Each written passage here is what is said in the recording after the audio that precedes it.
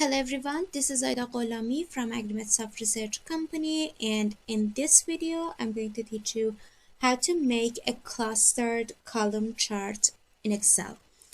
So at first you should know that clustered column charts are used to compare data in same categories or data in different categories with each other, and this is accessible using Excel, insert tab, and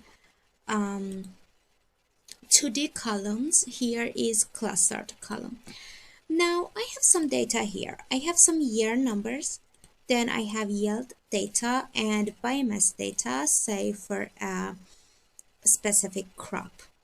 Now I want to show this data in clustered column charts.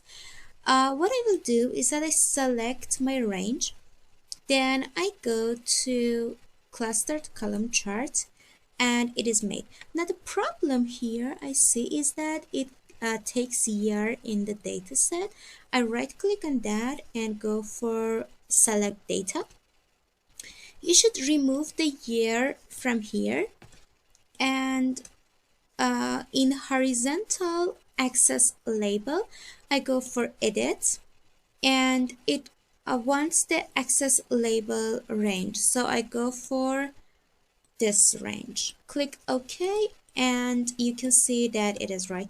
Now you can change the colors, the style. I go for changing the style, for example, to the black background, and I go for changing the colors to say green and yellow. So I guess that's it for today's video. I hope you learned something new. Please don't forget to give this video a thumb up and subscribe to Agrimetsoft channel. I will see you in the next video, and bye.